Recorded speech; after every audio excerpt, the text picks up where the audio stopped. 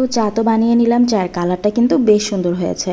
আর আজকে কেন জানি কিছুই খেতে ইচ্ছা করছিল না, তাই একটু খেজুর নিয়ে নিলাম।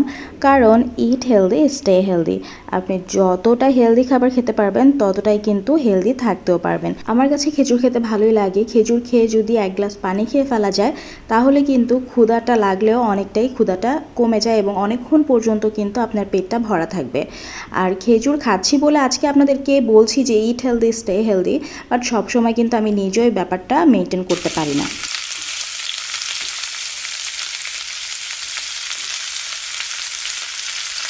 জানাতে টিফিন বক্সও রেডি হয়ে গেছে। ওকে আজকে টিফিনে দিয়েছি কেক আর সাথে ছিল ফ্রেঞ্চ ফ্রাই। ও বলেছে ফ্রেঞ্চ ফ্রাই নেবে, বাট আমি ভাবলাম শুধু ফ্রেঞ্চ ফ্রাই খেলে তো কাজে লাগবে না, একটু কেক খেয়ে ফ্রেঞ্চ ফ্রাইটা খেলে পেটটাও ভরা থাকবে। আর এই তো বাহিরে যখন বের হচ্ছিলাম দেখলাম ওয়েদারটা আচমকাই কেমন যেন কালচে হয়ে গেছে। মনে হচ্ছিল যে অনেক জোরে বৃষ্টি নামবে, তাই তাড়াতাড়ি করে বের হয়ে গিয়েছিলাম যে যদি আবার বৃষ্টিতে পড়ে যাই। So now we are going to school. তারপর সবাই মিলে চলে গেলাম চা খেতে। আমি একটা জিনিস খেয়াল করলাম, মামা না প্রচুর পরিমাণে কন্ডেন্স মিল্ক দিচ্ছিল বাকি কাপগুলাতে। তারপর মনে হলো যে আমি ক্যামেরা ধরেছি দেখে মামা হয়তো বা বেশি করে কন্ডেন্স মিল্ক দিচ্ছে, তাই সুযোগের সদ্ব্যবহার করে বললাম, মামা আমার কাপে আর একটু বাড়িয়ে দিন। চেয়ার্স করো না সবাই।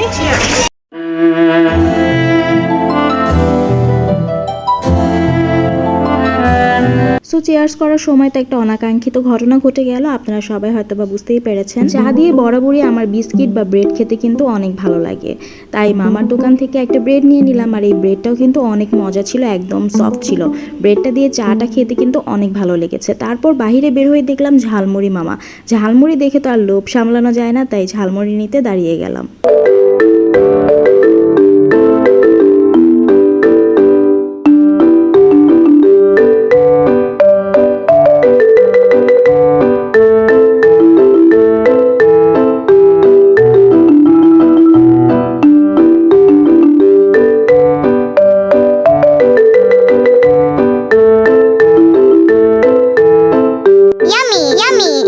আমাদের তো ছুটি হয়ে গেছে, বাসায় চলে এসেছি। আর বাসায় এসেই জানাতে টিফিন বক্সটা চেক করি প্রতিদিনের মতোই। সো দেখতেই তো পেলেন টিফিন বক্সের কি হাল। ওকে আমি জিজ্ঞেস করলাম যে কি ব্যাপার, তুমি তো ম্যাক্সিমাম টিফিনে খাওনি।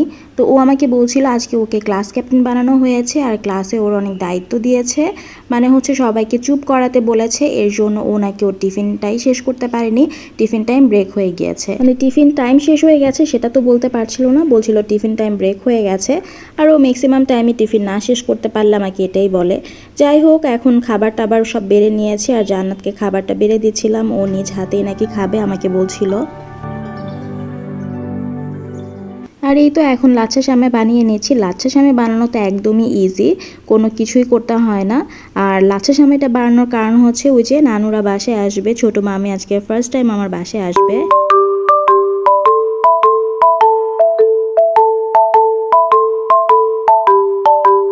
আর এই তো ছোটো মামি, নানু, আম্মু সবাই চলে এসেছে। আগে থেকে আমি কিছুই জানতাম না, স্কুল থেকে আসার পরেই শুনলাম যে নানুরা নাকি আসবে, মানে আম্মুর বাসায় এসেছে। তো ওখান থেকে মামিও বলছিল যে জান্নাতকে দেখতে যাবে, আমাদের বাসায় আসবে, কারণ ছোটো মামিও খুব বেশি অস্থির ছিল জান্নাতকে দেখার জন্য।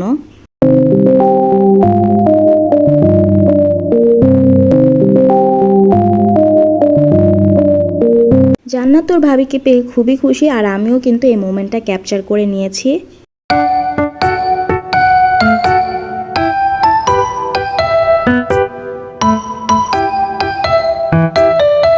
জান্নাতের ভাবি তো জান্নাতের জন্য চকলেট নিয়ে এসেছে, আর জান্নাতের কাছ থেকে আমি চকলেট খাবো না তা তো হয় না।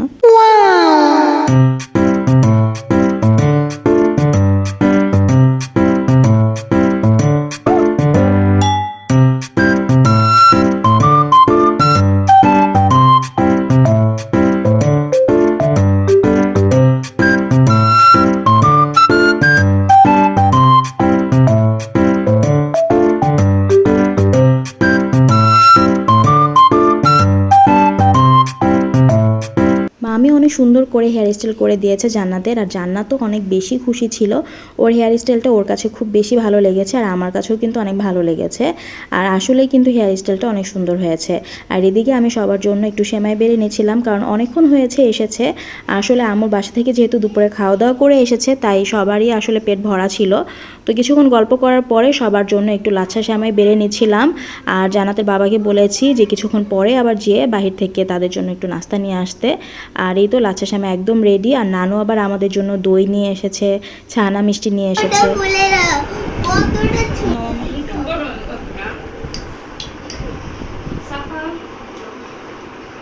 তোমরা সেমাই খাওয়াবো না? হ্যাঁ,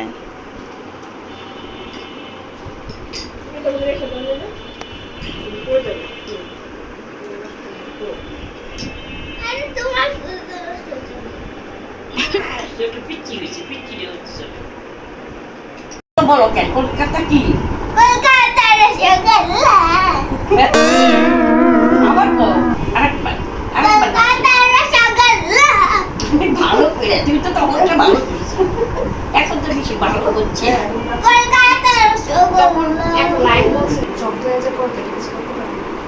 আমি সব অনেক কিছু করি, ওই ভিতরে ঝাল বের করি, তারপর ওগুলা মাখি, না হলে একটু পানি দেই,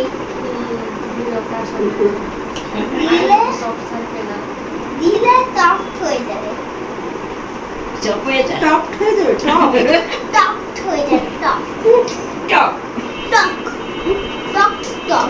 এই রসগোল্লা কলকাতার রসগোল্লা।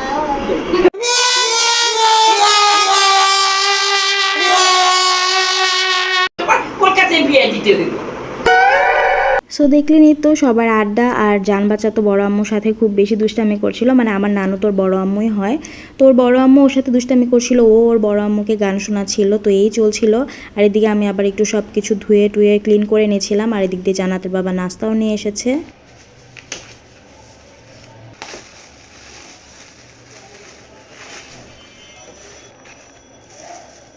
যেহেতু আগে থেকে জানতাম না, তাই নাস্তারও ওরকম কোনো প্রিপারেশন করতে পারিনি। জাস্ট পুরি, আলুর চপ, পেঁয়াজু, বেগুনি আর সাথে বার্গার আনিয়েছিলাম।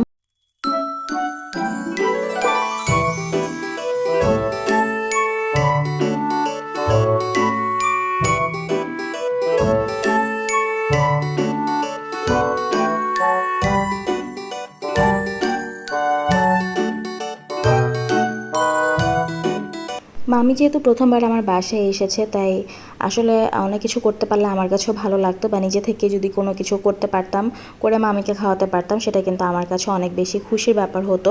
কিন্তু এটা পারিনি, কারণ স্কুল থেকে আসার পরেই তাড়াহুড়া করে সব কিছু করতে হয়েছে।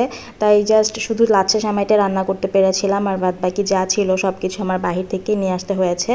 বাট কোনো ব্যাপার না, অন্য কোনো দিন মামি আবার আসলে মামিকে আমার হাতের মজার মজার সব খাবারগুলো খাওয়াবো ইনশাল্লাহ।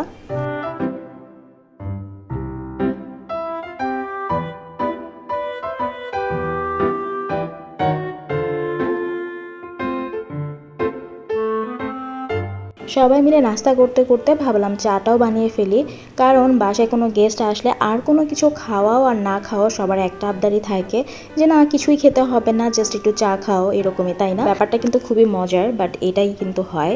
তো আমি নাস্তা বানাতে বানাতে দিক দিয়ে আবার একটু চাও বানিয়ে নিয়েছিলাম, কারণ নাস্তার পরে তো চা দিতেই হবে।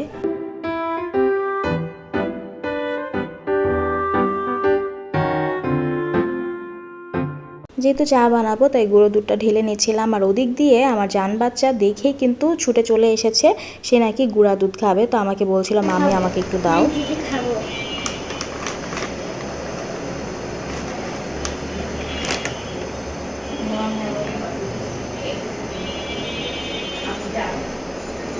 সো জান বাচ্চা তো গুঁড়া দুধ পেয়ে খুব বেশি খুশি হয়ে গেছে। যদিও সবসময় ওকে আমি দেই না, কারণ এটা যেহেতু শুকনা জিনিস, অনেক টাইমে দেখা যায় গলায় যে আটকাতেও পারে, আর বাচ্চাদেরকে এইসব জিনিস না দেওয়াই ভালো। কিন্তু আজকে সে সুযোগ পেয়ে আর চেয়ে বসেছে, আর আমিও না করতে পারিনি।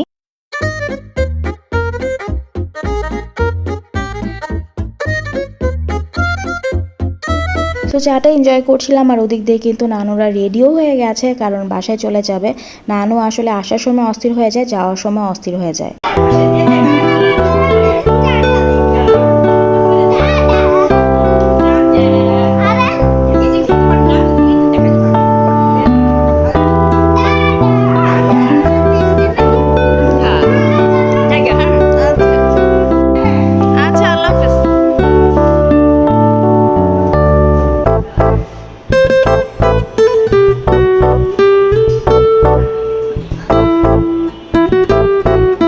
সবাইকে তো বিদায় দিয়ে দিলাম, আর জানবাচ্চার হেয়ার স্টাইলটা কিন্তু আমার কাছে বেশ ভালো লেগেছে।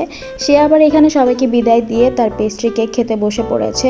তো ওর পেস্ট্রিটা এনজয় করুক, আর সেই সাথে আমিও আপনাদের সবার কাছ থেকে আজকের মতো বিদায় নিয়ে নিয়েছি এবং দেখা হবে অন্য কোনো দিন অন্য কোনো ভ্লগে। সবাই ভালো থাকবেন, আল্লাহ হাফেজ।